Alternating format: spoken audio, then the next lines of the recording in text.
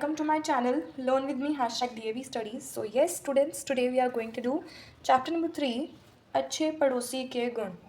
So as you all know, my rule is कि सबसे पहले हम चैप्टर के नेम को समझेंगे. So चैप्टर के नेम को समझने में इतना कोई बड़ा टास्क नहीं है, जस्ट सिंगल वर्ड कर कर उसको समझना है. अच्छे मीन्स गुड, जो अच्छे हों, गुड नेचर, है ना. पड़ोसी के गुण, पड़ोसी होते हैं नेबर्स. जैसे आपका घर ये है, आपके घर के साथ एक और घर है, तो आपके ये वाला घर, जैसे देखो बेटे, मैं आपको थोड़ा सा एग्जांपल दे देती हूँ, ठीक है. जैसे एक ये घर है, एक ही ये घर है, ये आपका घर है, ये किसी और का घर है, ठीक है. आपके घर के लिए ये जो दूसरा घर है ये नेबर है. आपके घर के लिए जो दूसरा घर है वो नेबर्स हैं. एंड जो ये घर है, घर नंबर टू जो है वो आपको क्या समझते हैं, अपने नेबर्स. मीन्स आप दोनों एक दूसरे के नेबर्स हो, ठीक है. सो उसको कहते हैं neighbours. I hope you all know about meaning of neighbours. तो उन्होंने क्या कहा, अच्छे पड़ोसी के गुण, अच्छे नेबर्स के गुण, ठीक है, क्या होते हैं, अच्छाइयाँ. सो आज हम इस चैप्टर में यही पढ़ने वाले हैं. तो बिना किसी टाइम को वेस्ट किए हम फटाफट से चैप्टर को पढ़ना स्टार्ट करते हैं. हमने जीवन में कई पड़ोस बदले हैं, पर इन सब परिस्थितियों के बीच एक शाश्वत सत्य कभी नहीं बदल पाया. हमारा पड़ोसी के प्रति दृष्टिकोण आज भी स्नेहमय, उदार और सहायतापूर्ण रहा है. हमें यकीन है कि हमारे पड़ोसी भी हमारे प्रति ऐसी ही नेक इरादे रखते हैं. हमारे एक पड़ोसी की पत्नी हमेशा बीमार रहती है. हम उनके पति की शक्ल देखते और एक ही सवाल दागते, आज भाभी जी का क्या हाल है. यह वैसा ही होता जैसे किसी काने से कोई रोज़ दरियाफ़त करे कि भैया उस आँख में रोशनी आ गई. तो मैं आपको इस थोड़ा सा पैराग्राफ थोड़ा सा और पढ़ लेते हैं, इतने यहाँ तक, ठीक है. उसके बाद मीनिंग बताऊँगी. पड़ोसी कुछ समय बाद हमें देखते ही झुंझलाते और खुद ही आश्वस्त करते, आपकी भाभी की सेहत सुधर रही है. सो मैं आपको इस पूरे पैराग्राफ का मीनिंग समरी में बताती हूँ. Summary means short. तो वो कहते हैं कि हमारे जीवन में हमने बहुत सारे पड़ोस बदले हैं, मतलब हमने बहुत ज़्यादा घर बदले हैं, स्ट्रीट्स बदली हैं. तो हम हर परिस्थिति के बीच ये चीज़ कभी नहीं भूलते हैं, एक सत्य कभी नहीं बदलता है, ना हम भूलते हैं कि हमारा पड़ोसी के प्रति दृष्टिकोण आज भी स्नेहमय, उदार और सहायतापूर्ण है. कि हमारा आज भी उनके रिलेटेड सोच अच्छी, सहायतापूर्ण मीन्स हेल्पफुल है, ह्यूमैनिटी है उनमें. हमें यकीन है कि हमारे पड़ोसी भी हमारे लिए ऐसे ही नेक इरादे रखते होंगे. नेक इरादे मतलब अच्छी सोच, अच्छे इरादे, ठीक है. हमारे एक पड़ोसी की पत्नी हमेशा ही बीमार रहती है. हम उनके पति की शक्ल देखते ही सवाल दागते मतलब सवाल पूछते हैं, आज भाभी जी का क्या हाल है. यह वैसे ही होता जैसे किसी काने ने कोई राज दरियाफ़त करे कि भैया उस आँख में रोशनी आ गई क्या, ठीक है. फिर वो कहते हैं कि पड़ोसी कुछ समय बाद हमें देखते ही झुंझलाते और खुद ही बोलते, आपकी भाभी की सेहत सुधर रही है. हम घर जाकर अपनी श्रीमती जी से इस महान नारी के जीवन की तारीफ़ करते नहीं अघाते, ठीक है. सबसे पहले तो दरियाफ़त का मतलब बता देती हूँ. दरियाफ़त होता है पता लगना, किसी काने से कोई राज पता लगना, ठीक है. फिर अधाते का मतलब होता है थकते, इट्स थकते, तारीफ़ करते नहीं थकते. वो कहते हैं हम घर आते हैं तो इस अपनी श्रीमती जी मतलब अपनी वाइफ, श्रीमती जी को वाइफ, ठीक है, श्रीमती जी से हम इस महान नारी के जीवन की तारीफ़ करते नहीं थकते. 1 साल से बिस्तर पकड़े हैं, अच्छे टे बोल जाते हैं इतने दिनों में, पर यह तो लगता है कि भगवान के यहाँ से अमरोती खाकर आए हैं. अमरोती मतलब अमर होने की कोई जड़ी बूटी आदि, अमर होने की जड़ी बूटी. अमरोती मतलब अमर, अमर ना मर सके, अमर वो होता है जो कभी ना मर सके, जो कभी ना मरे उसको अमर बोलते हैं। वो कहते हैं अमरौती खाकर आई है। ठीक है। ऐसी ही स्नेहमय व्यवहार हमारे पड़ोसी का भी था। हमें साधारण सर्दी जुकाम भी होता तो वह चिताते अक्सर आपका गला खराब रहता है, किसी अच्छे डॉक्टर को दिखाइए। हमने कहीं पढ़ा था कि बार बार की खांसी कैंसर का प्रारंभिक लक्षण भी होती है। फिर वो कहते हैं चिताते का क्या मतलब है? सावधान, सावधान करते हैं या चेतावनी देते हैं।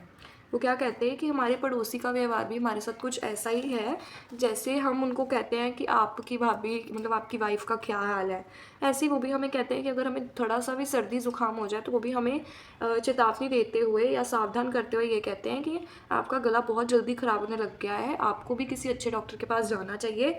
हमने अक्सर ये बात सुनी है कहीं से कि अगर ज़्यादा खांसी आती है तो ये भी एक कैंसर जैसी बड़ी बीमारी का लक्षण भी हो सकता है। ठीक है।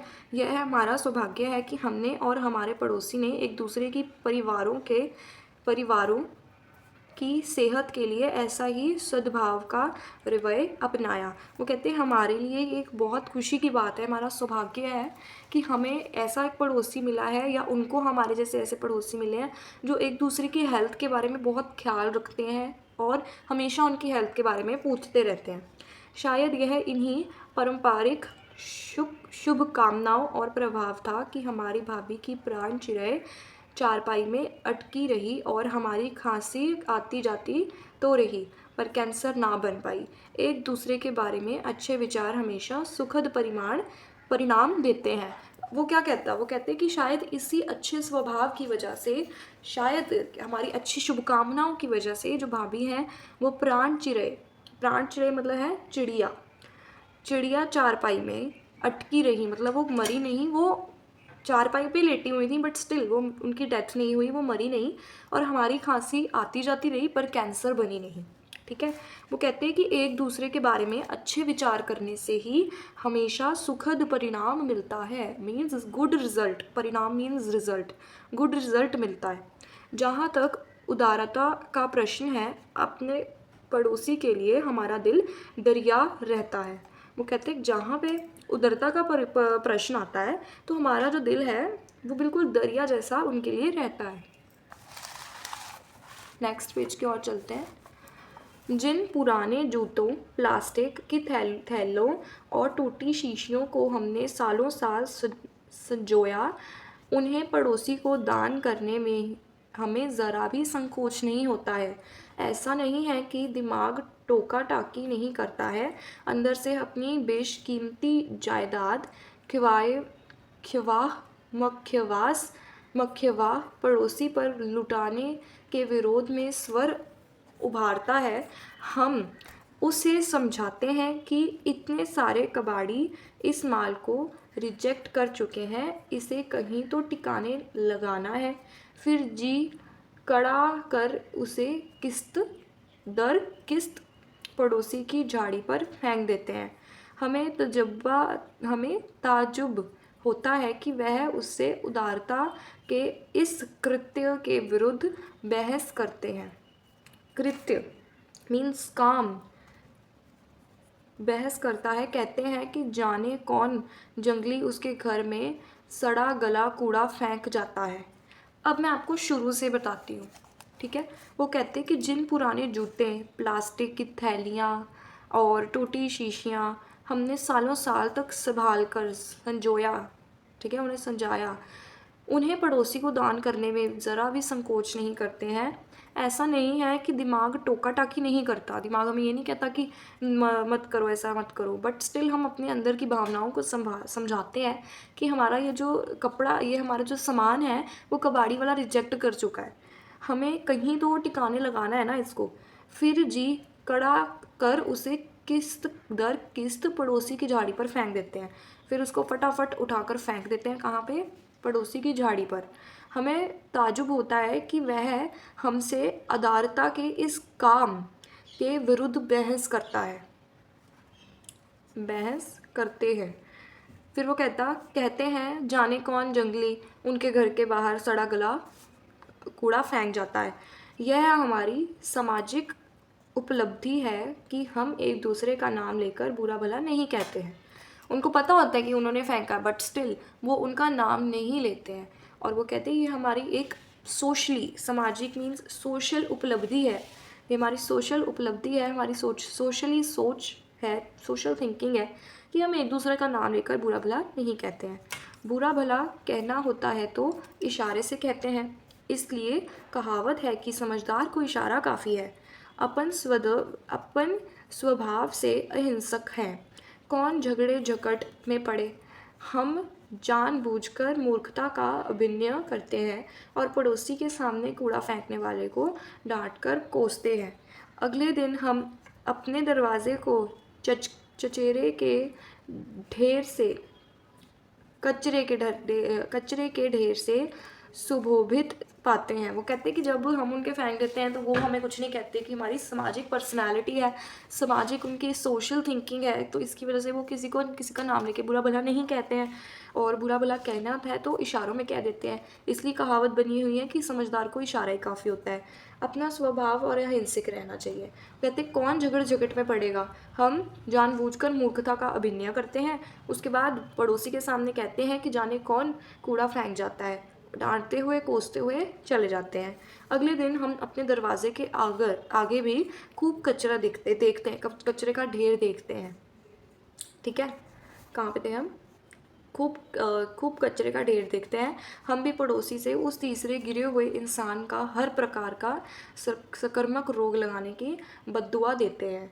अपनी तो एक ही तमन्ना है, यह कूड़े का संवाहक जल्दी से जल्दी कूड़े के ढेर में मिले। पड़ोसी गंभीरता से मुंडी हिलाकर हंसे, हमदर्दी जताते हैं। कूड़े का यह आदान प्रदान बिना रोक टोक के चलता रहता है। महिलाएं भी पड़ोसी धर्म निभाने के लिए में कोई कोर कसर नहीं छोड़ती हैं। उनका सिलसिला चीनी और चाय की पत्ती से शुरू होता है और एक दूसरे की साड़ी शॉल पर आकर टूट जाता है। हमें एक दिन घर पर पड़ोसी की बेटी को एक बंडल लाते देखकर आश्चर्य हुआ। अपने और पड़ोसी के सड़क के संबंध है, उन्हें घर में घुसना शामिल नहीं है। उसने चाहते हुए सूचित किया, आंटी मम्मी ने आपकी साड़ियाँ प्रेस करवा कर भेजी हैं। उन्होंने अपना तूश का शॉल वापस मंगाया है। तूश होता है पहाड़ी बकरे का ऊन, जैसे पश्मीना शॉल है ना, that is pure shawl pashmina का, ऐसे ही तूश बोला जाता है। तूश भी एक पहाड़ी बकरे का ऊन होता है।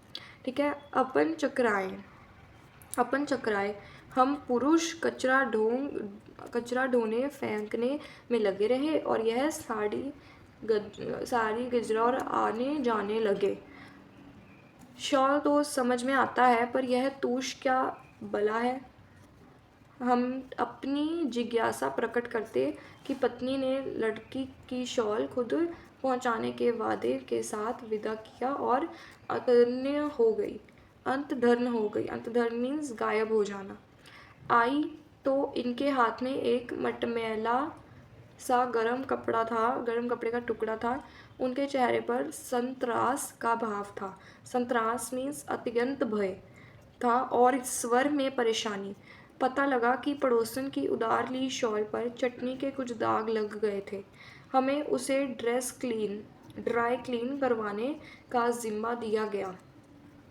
ठीक है, पता लग गया आपको इतना सा। क्योंकि वह कमबख्त तूश का था, उसकी सफाई में 150 की चोट लगी। अपनी आज भी तूश के बारे में सिर्फ इतनी जानकारी है कि वह गर्म कपड़े का ऐसा टुकड़ा है जिसकी धुलाई तक में जेब कटती है। खरीदने में कौन जाना नाक कान की नौबत आती है।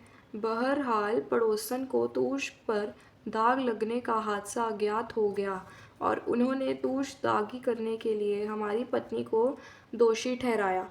उनके अनुसार यह जानबूझकर किया गया अपराध था, जिसकी जड़ में जलन और स्पर्धा की भावना थी। उन्होंने आरोप लगाया कि उनकी शुद्ध महंगी चाय की पत्ती के बदले हमारे घर में चाय की पत्ती के नाम पर उनका चूरा हुआ मांगना पर मिलता था। चूरा उन्हें मांगने पर मिलता था। उन्होंने अपराध लगाया, I think I missed line था, जिसकी जड़ में जलन और उन्होंने आरोप लगाया कि शुद्ध महंगी चाय की पत्ती के बदले हमारे घर में चाय की पत्ती के नाम पर उनका चूरा उन्हें मांगने पर मिलता था। एक बार उन्होंने अव्वल दर्जे के प्याज उधार दिए और सड़े पिलपिले वापस पाए। ऐसे तोष प्रकरण के बाद हमारे घरों में शीत युद्ध चल रहा है और महिलाओं में बातचीत बंद है। पत्ती के रुख से हमारे पड़ोसी प्रेम कई तब्दीली नहीं आई। हम वक्त ज़रूरत उनकी सहायता में तत्पर रहते हैं। हमें पता है कि केबल टीवी नई पीढ़ी के लिए कितना नुकसानदेह है। उनका दुष्ट भाव बच्चों की पढ़ाई पर तो पड़ता ही पड़ता है। उनकी नज़र भी, दुष्ट भाव मीन्स नेगेटिव, बुरा असर, उनकी नज़र भी इससे कमज़ोर होती है। लिहाज हमें मौका मिलता है कि उनकी केबल का तार काट देते हैं।